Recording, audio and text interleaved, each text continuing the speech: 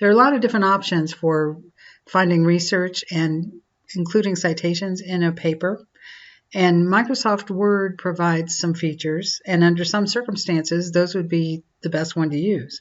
We use Mendeley, where we collect all our research that is relevant to the kind of papers that we write and to our field, so that we all have them and we're familiar with the research.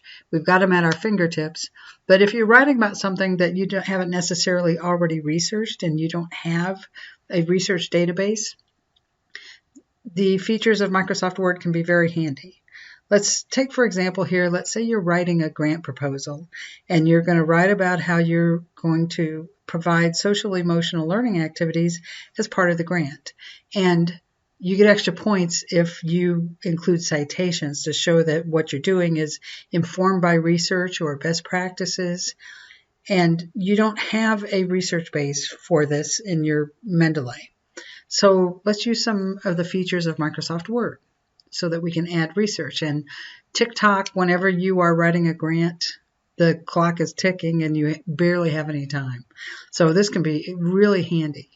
So I put here just some random sentences I made up about social emotional learning activities that we want to provide for elementary school children. We want it to be consistent with what the school is already doing.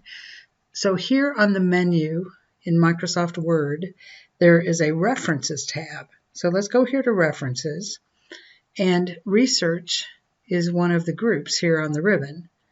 So let's click on Researcher. That's us. We're the researcher. Let's put in social emotional learning.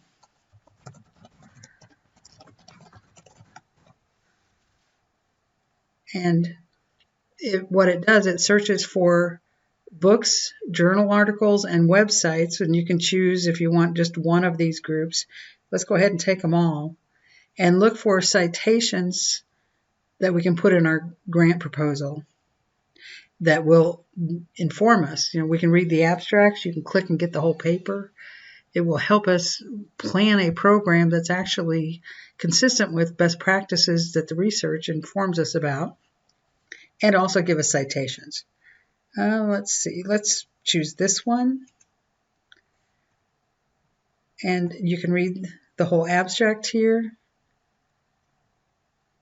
And if this is appropriate for a citation, it might inform you something that you can say here about how you're going to design your programs. And then you just put your cursor where you want the citation.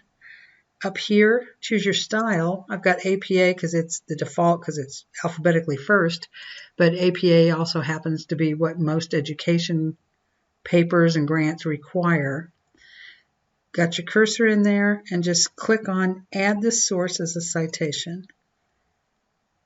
And see, it sticks it in here the way it should be. And then it puts it in the bibliography. Let's say you want to add another source. So let's go back and let's find another source that would be relevant. Let's put in RTI and see if anything comes up.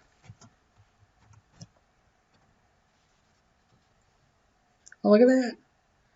It did. So we get a citation.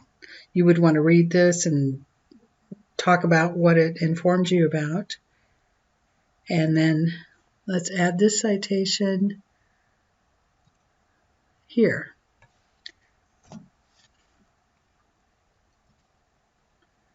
Puts it in there and it adds a bibliography. So you see how handy this can be while you're writing a grant or a newsletter and you want to put in some citations to support something with research.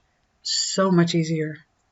And once again, you would use this instead of Mendeley if you're writing about something that you don't already have a database that you've been building over the years of the relevant research. That's when you use Mendeley. But if it's something that you don't necessarily have a lot of research on and you want to be able to research as you go and cite while you write, this is the feature to use.